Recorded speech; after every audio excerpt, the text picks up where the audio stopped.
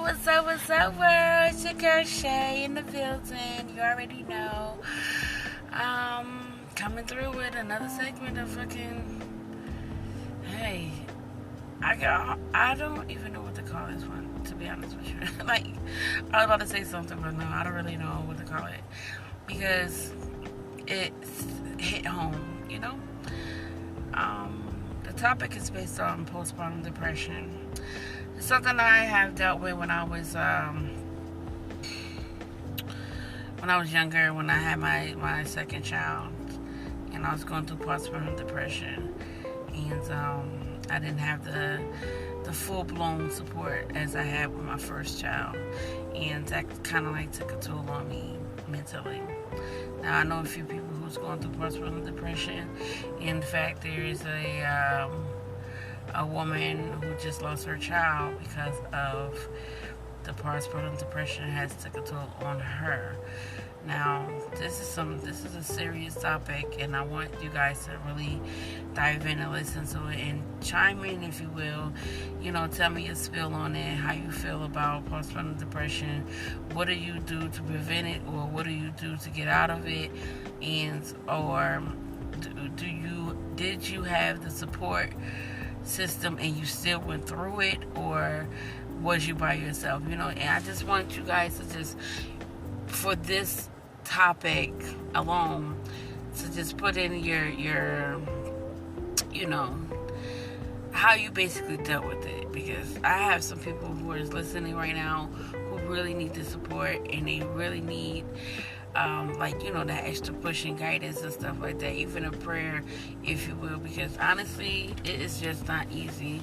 And I'm gonna go into my my postpartum depression story, because like I never thought that I would even go through something like that. Like I really was like young, you know, and not expecting to lose my grip, you know. I basically lost my mind a little bit, and no one really understood that I was losing my mind. And that's the whole thing about that. Even if it ain't postpartum depression, if somebody's going through a depression, there is people that will really like downplay your symptoms and really be on some funny shit, like, oh, you'll be alright, oh, it's just a day, you're just having a bad day, or, you know, trying to get you to see it their way or whatever. And it's like, that's unfair for a person who really doesn't understand the circumstance, like, you know,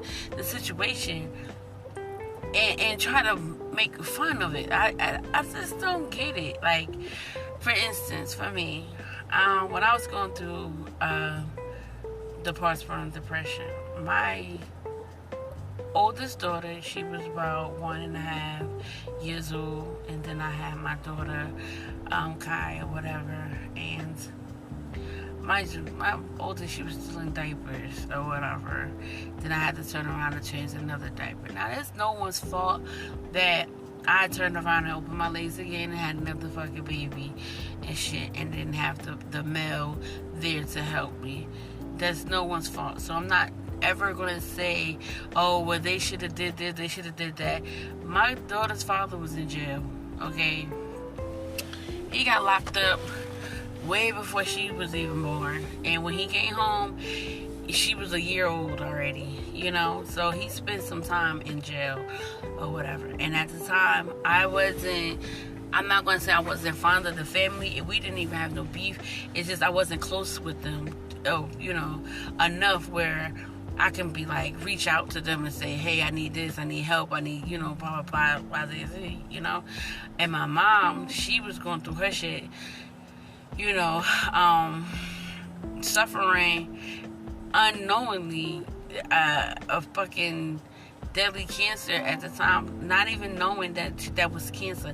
She just had a tumor that they kept pushing with the mesh, and, you know, and it just kept falling, and she had to keep going through surgery. So she was really in and out of it. She really couldn't do much for me as well when it came to my kids. So I was like myself, you know, to myself, really. My father had passed away, you know, already in 2006, and then my daughter was born 2007, January 4th. So it was 6 months. 6 months, you know what I mean? So that he had passed. So this was a lot, like, that I was taking in. I was still kind of fed up and pissed off with some things that he, that he kind of like was nonchalant about before he passed and stuff, and that he wanted me like to brush under the rug. And so I had that in my head, and then I had the crying spells and all kinds of stuff. It's just like I felt it. How can I put it? I felt it like real empty, And when I say empty, I mean like I ain't had nothing to give my own kids. I felt it like a failure, I was young as hell, not working, I was going to school at the time. My god sister got me into, a school that she was going to or whatever, but I would have that only for myself and then come home to some crying ass kids. I was not ready to be nobody's mother, I couldn't escape it. I would try to go outside, but my mother was healing and stuff, and I was putting all the weight on my mom. But when she was fed up and couldn't do it no more, because like I said, she was going through her own shit with the tumors and stuff, it's like I had to be an adult when I didn't want to be. And I'm gonna tell you right now, I'm being very transparent with this shit. I wasn't a mom until, like I said, being a few of my podcasts, I wasn't a mom until a year after I got my first apartment. And that is like, I want to say a year after my mother passed away, which is really wild, right? Like, you would think like just having kids alone, you would think a person would grow up. No. I was a spoiled minded kid growing up, getting what I wanted. Not necessarily materialistically, just things. Just attention or whatever, I was a rebellious kid, spoiled rotten, and I just felt like I could just have my way. Once I had my kids, that took away from the attention that I was getting. Not that I said I was getting it from my friends and nothing like that, because I was not the it girl or whatever you want to call it. I just was more free when I didn't have kids. I was able to go outside whenever I fucking felt like it. My mother didn't chastise me or nothing. And I mean, like I said, I was a spoiled-minded person, spoiled-minded kid. And as I got older, I still had that mentality. So it's like, I wanted to go outside and hang out with my friends, drink drugs, and this and that. I felt like I was able to do that and leave my kids in the house with my mom. But when she had basically put her foot down and told me that she couldn't do it because she had an illness, not an illness, like she was going through something medically, I just had to suck it up and be a parent, for the spirit of the moment. And I'm gonna be honest with you, it was really difficult for me because, like I said, it was like some days that I was like crying to myself with my daughter on the floor. Like, I was like why she won't shut the fuck up, I was really going through some shit. I had my friend, meet or whatever. She was there, a few nights, staying the night. And look, I promise you, I let my daughter cry, and my friend would get up in the middle of the night. She used to be mad. She was like, you don't hear your baby crying and stuff, but as long as I had got some sleep, I didn't care. I had that attitude, and nobody understood nor knew what the fuck I was going through or why I was like so down and depressed. I was not happy. I wasn't smiling. I wasn't getting dressed. I barely was washing my ass. I wasn't myself, I really needed that support team, like from my friends, from somebody, from his family. I just needed that push. I needed someone to grab her and just stop. Otherwise, like, I felt like I was gonna shake my damn daughter or whatever. So let me go deeper, okay? Because I want you guys to understand, transparent, like, I'm very transparent with my shit. I'm giving you the real raw truth about my life and what happened and shit, right? And I'm praying my daughter understands that I love her dearly, but at this particular time, I was ready to fucking just risk it all, okay? Postpartum depression does something mentally to you. Like, there is a chemical imbalance, okay? That you not thinking straight, pretty much. I wanted to fucking kill myself, okay? That's a couple of nights where I just wanted to give up because I felt trapped in my room. I was in my room all day long, not wanting to do shit, not even wanting to feed my own fucking kids. My oldest, she would run to my mom. But my middle child, my mother, because she was like too tired to carry her and take her downstairs and stuff. You know what I mean? Like, she was just, because we live in a townhouse and we had the upstairs, downstairs. My oldest, she could practically eat out of my mama's plate, and she was satisfied. She was so doggone greedy, you know. She was my happy baby. But my middle child, that was difficult. It was different and difficult. Okay, like I said, I wanted to do myself a couple of times, and there was times when I wanted to do her.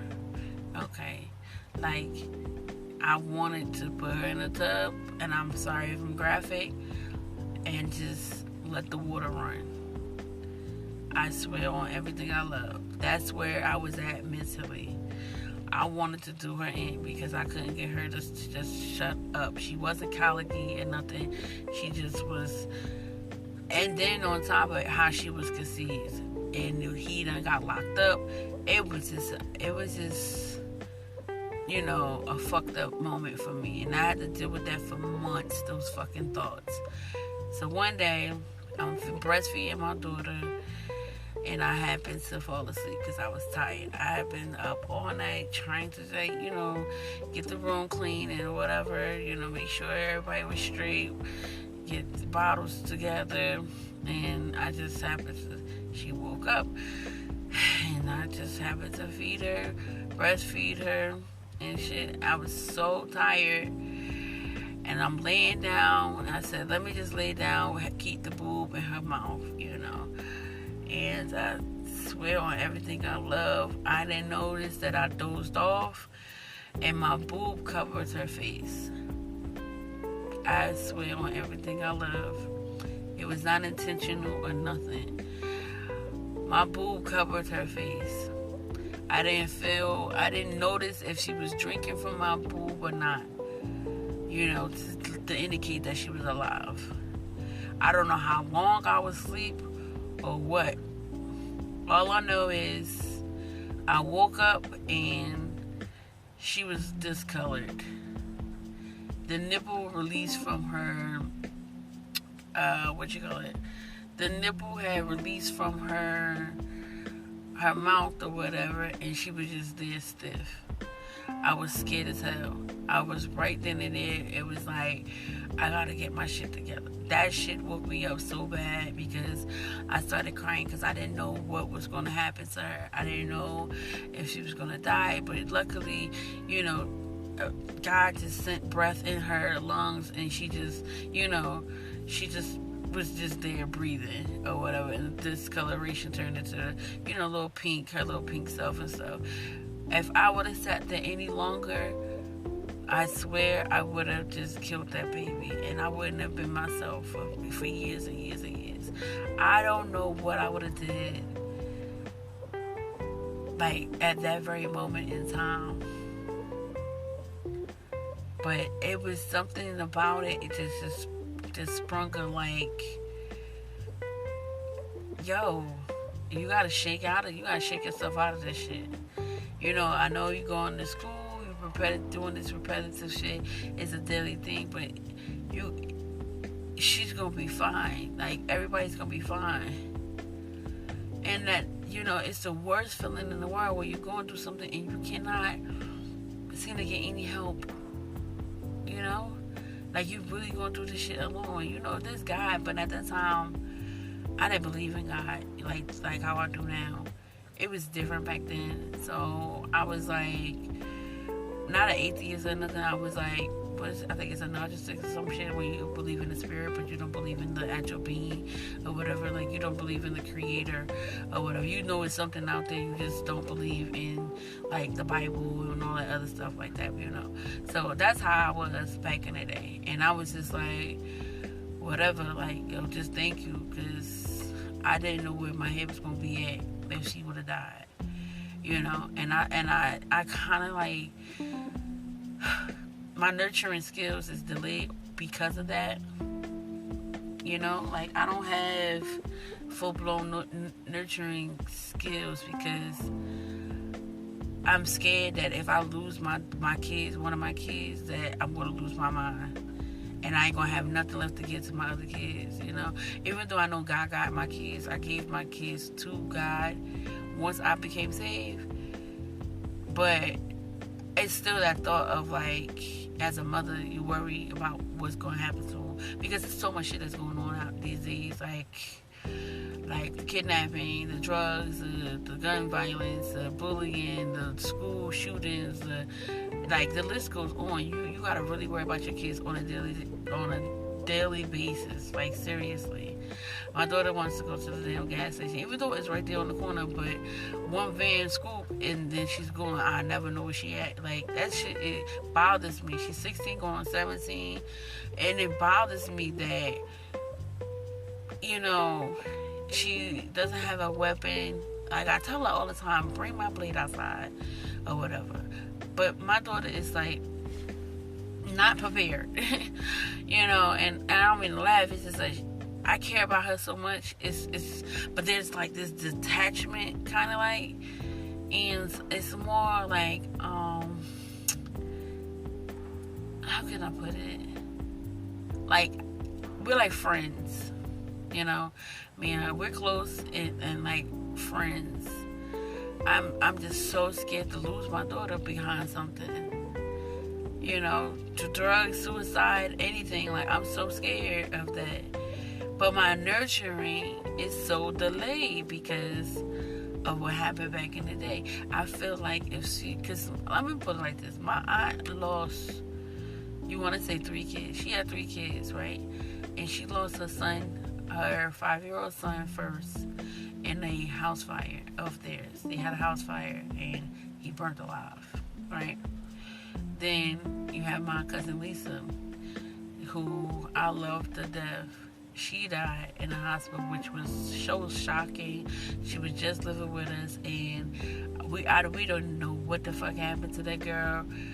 All I know is when she went to the hospitals, allegedly they gave her the wrong medication. She was sickle cell anemic, and they gave her the wrong shit, allegedly. I heard, like, 2 different stories. So my aunt is like, she had lost her mind for a second, you know, and just based off of that, I felt that hurt when that day when my daughter was about to die, from me going to sleep with my boob on her face. So I felt that hurt, and I don't never want to feel that fucking hurt. And the devil always want to play with my mind when it comes to my kids, especially my son. Now, my son, I love my son. You know, I ain't gonna say I love my kids more than the other. It's just that my son is different. I always wanted a son, and my son is just bad as hell, so I give him the most attention, because you gotta give someone that has a weak attention span a lot of attention, because they're gonna get their hands in some shit. So with my son, it's like I have to keep constantly paying him attention or whatever, you know, and that bothers me a lot, because if something happens to him, you know, because you know how when you argue with somebody all the time and then all of a sudden they die, now you don't have nobody to argue with, now you missing them. It's kind of like that. So it's like I'm always dealing with my son, goddamn, every fucking day, all day long. My girls is pretty easy, but my son, oh my god, well, it's really the first and the last. But my son is like, you know, he is something. He keeps you on your fucking toes, I'm putting it like that. And so, like I said, that hurt that my aunt had felt, I felt that with my daughter. And instantly, you would think that my nurturing skills would be more on point, overprotective and stuff like that. It's not as thought out. It's not as front center, I want to say, as you would think, just because of me being on social media or whatever. It's not like that. It's more delayed. Like, for instance, I'm bringing up two different scenarios. My boyfriend, when my daughter had got off the bus, right? I got on the wrong bus and went to a destination that she, didn't recognize or whatever. She was on her way to school. He jumped up and got in the car real fast and said, "Let's go." It didn't register for me to be like, "Yo, let's go get her," until sometime after I got in the car. Because then I started thinking, okay, what he was saying about, oh, it's pedophiles out here, is this, is that, is, that and the third. And I'm like, yeah, you're right. And then it dawned on me. Everything was so delayed. And when it comes to my kids, the devil plays with me, with my son, he's going to get hit by a car, he's going to get shot, he's going to get tortured by his dad. He's going to get, his blunt force trauma or whatever. It's all kinds of shit that played in my head every time with my kids. So it's almost like having postpartum depression, but years later and stuff. And I try not to let the devil get to me, because when it happens like that, I go to God with the shit. I always give it to God, because God knows how I am mentally. I am fucked up when it comes to my kids. I know I can be a mama bear, sometimes or whatever. But it gotta be a heat of the moment type of shit. I don't know. I don't even know if I'm explaining everything, what I'm saying right. I just know how I feel and how it is. And I am scared to death to lose one of my kids. I do not want to endure that hurt no more. I don't want to deal with the hurt that mine had. And that third child, he's in prison. He's been in prison since forever. He has 17 years, so it's pretty much the same. They don't even have a communication. They don't talk, they don't write, they don't do nothing. So with that being said, it's bro, why is it that oh man, why is it that I have these crazy thoughts, right? Why do I have these things going on today? Mentally, why is it in my head today? I don't know. I can't even tell you why that is. But the postpartum at that time was so real for me. Okay, just the suicidal thoughts alone. When I was I just want to give it up. My kids don't deserve this. They don't deserve someone like me who can't handle them and stuff. They don't, I'm too young to be a mother. I'm over this shit. I don't want to be here no more. Y'all forcing me to be a mother and stuff. I want to give them up for adoption. All kinds of shit was going on in my head.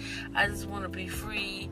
And, as if my kids was some, torture or some shit like that. No, kids are a blessing. They are. But at that some particular time when I was young, I just was not ready to be the wife's mother. And like I said, now today I am 36 and I still have that delayed reaction when it comes to being a mother for real.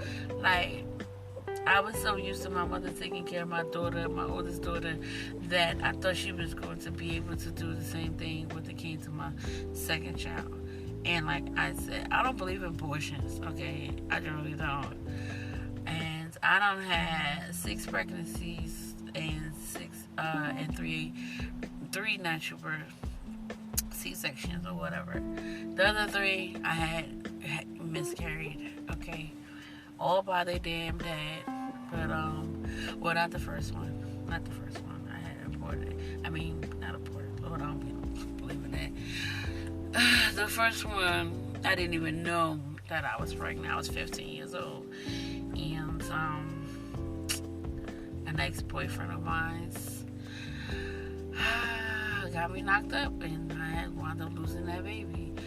Probably was a good thing that I did. because I was not ready to have no baby at no 15. Shit. I'm talking about not being ready at 16, 17, 18, 19. And shit, here I am 36, and I'm still battling the idea of being, the perfect mother and stuff. No one is perfect, no one is perfect. But it's just the point of just sticking it out there. You gotta keep pushing, gotta keep praying, stay prayerful. Like, you gotta, keep focused and keep busy.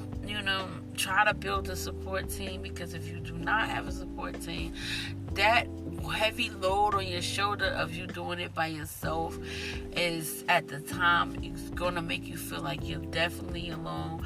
You have no value.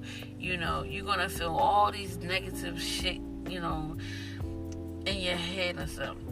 Don't feed into that shit, because once you realize that you can do this shit on your own and you can get out of the situation, that you can get out of it strong as hell, winning.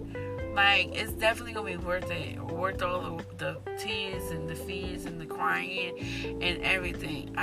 Listen, my babies was small when it was happening. I ain't gonna hold you though. I actually attempted to kill myself.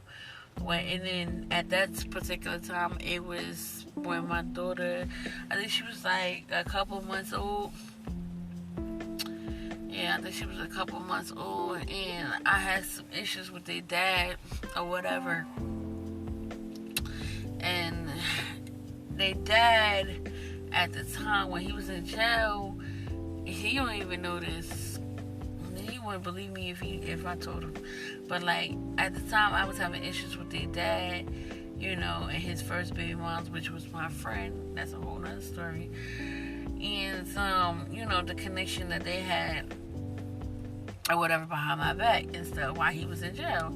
Now, I'm supposed to be holding you down, and you got somebody writing you, visiting you, and I can't even bring our child into the jail because you can't put her down because you got too many people on your visitor list. I don't visit you twice and still have to deal with that bullshit. It was a lot. So I just, in my head, mentally, I just broke down, and I attempted to kill myself. I took 8 Advils, PMs, that I got from my godmother's house, and the only thing it did was put me to sleep. My goodness, that's all it did. I was in the club with my friends, and they didn't even realize. They just knew I was asleep. They was like, "Oh, you was tired as hell." I wound up waking up at the end of the fucking the club, and if they hear this ever, they gonna be like, "Oh yeah, I remember that day. Yeah, you didn't know I was going through depression around that time either." Okay, I wound up cutting myself on my arm with an archer and everything. I still got the scars on my arms right now. They so damn thin. I didn't even know that anybody would notice that those is what those was. My boyfriend looked at them all the time. He said, "Don't ever fucking do that shit again." And I'm like, "You never catch me do this shit again." I was just going through some shit back in the day. Then the third time was when, I say twice because these are actual attempts. The cutting part was just to feel normal, to feel like something, just to feel some type of pain or some shit, some pressure or whatever. And I'm cutting my skin with an archer, bro. That got ridges on it. So imagine the pain that I actually really did feel. I was just cutting and cutting and cutting.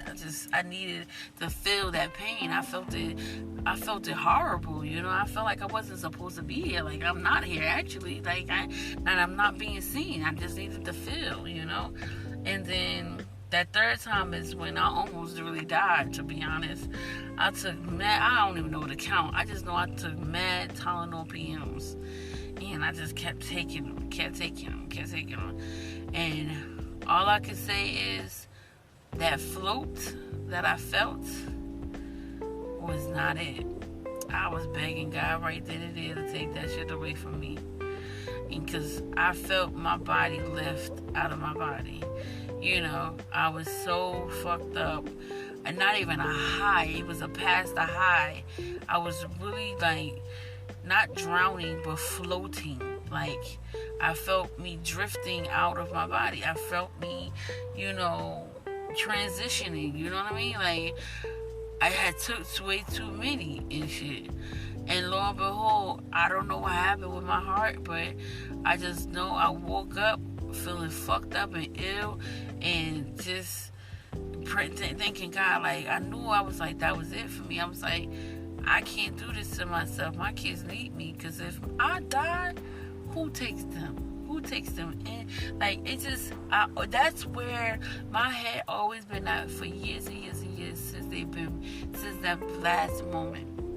And I ain't gonna hold you, I had plenty of moments, especially living in my own apartment, where I just wanted to give up and go ahead and not live here anymore and be here. And the only thing that saved me was my kids till this day.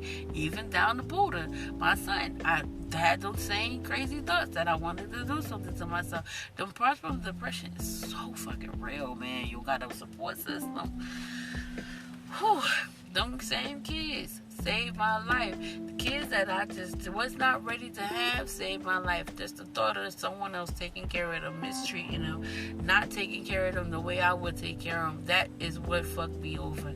That's what got me to clear my head and be like, bitch, get your ass out of your feelings. Get out of your depression and be a fucking mother. Be the best mother you can be. And slowly but surely I progressed. I just stopped thinking negatively and kept busy. Work is what saved me from the thoughts. Okay. My kids saved me from the act. Okay. Because who's going to take them in? That's all I kept thinking about.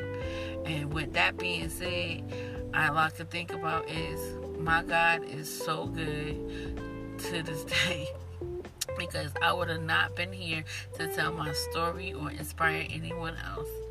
Like, my son is a blessing.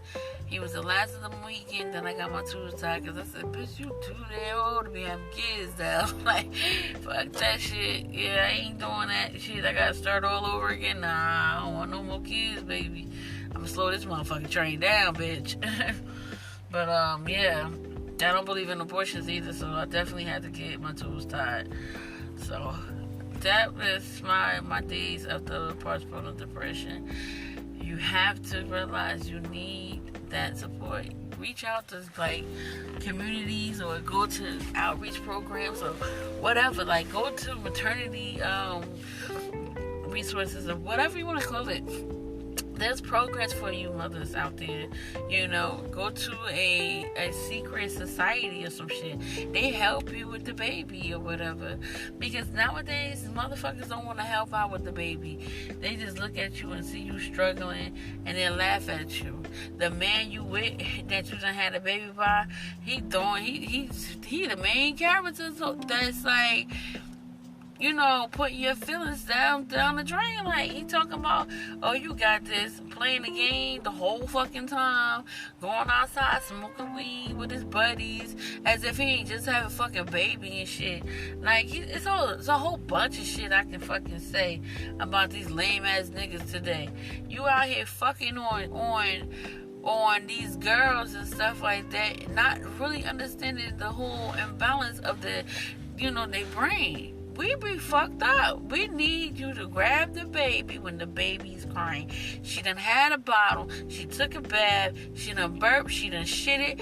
And now what? She ain't teething yet. So why the fuck is she fucking fussy and crying? I'm trying to pick her up and, rock her to sleep and stuff. And no, she want to keep lifting her damn head and act like she hungry. No, you're not hungry. I just fed you.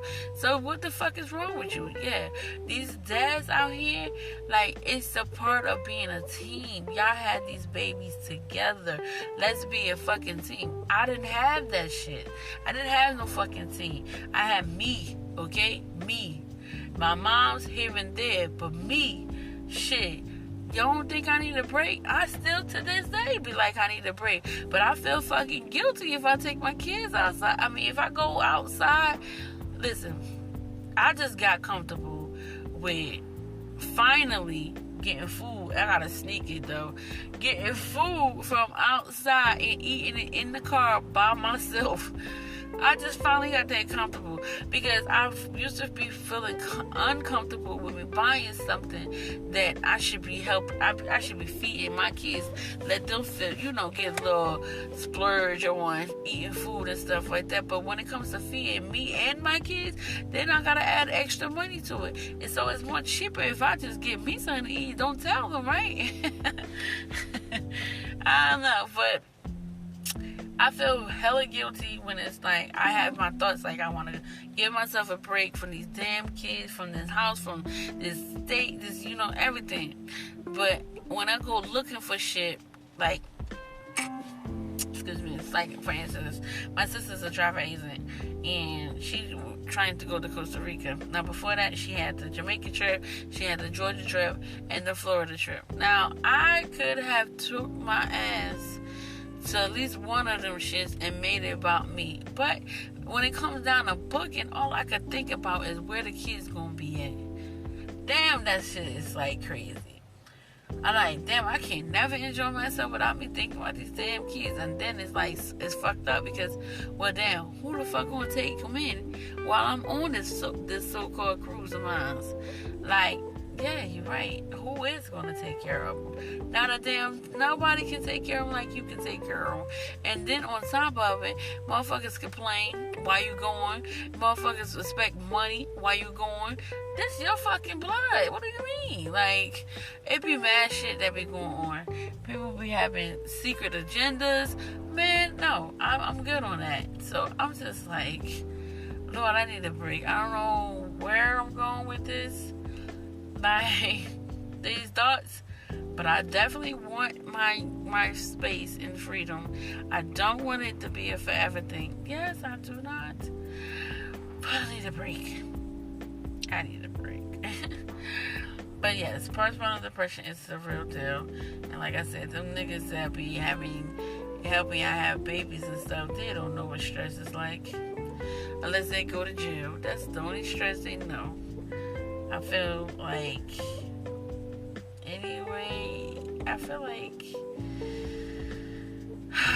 I kind of feel relieved, to be honest, talking about this stuff, because I ain't really get a chance to talk about it.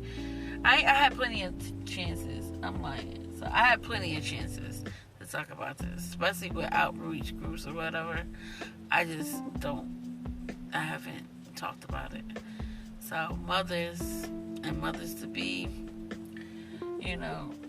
postpartum depression is definitely no joke. If you could find some people that could be in your corner during this journey up until the baby turn 1, it just, the more the merrier when it comes to help, I feel like, honestly, having a village to raise a child is a real beneficial thing. Now, I only say that because look at my son. He's a handful, and he has a village. So yes, grab your support team and don't do this shit alone. Don't do it by yourself, baby. Please don't do it by yourself. Accept the people that's trying to be in your life right now. I know motherfuckers be having ill intent and malicious motives and stuff like that, but you can weed them out as you go. But don't let your guard down. But listen, hear me out. I pray for all you mothers out there suffering from this deadly disease, but we ain't gonna never get it together until we get it together, if you know what I mean. That's just simple as that. I love you guys, and I hope you guys listen to this all the way through. And ladies, please tell your partners, if you are still with them, that now is the time for them to grab the baby, because I'm about to have a blackout or something like that. Say something where as though they understand where you're coming from, and that you just can't take this shit no more, because some motherfuckers can be really nonchalant about the whole situation, and you might have to bust a nigga out. Like, seriously, because baby, hey, had me fucked up. Oh, he had me fucked up when he came home, because it's like, the fuck you mean? I'm not supposed to feel? I'm not supposed to have these thoughts? These is thoughts that's fucking crazy, you know? Like, it is what it is. Have a good day. You already know it's your girl Shay. It's a Gemini's world, and you know what? Her name is Shay. Bye.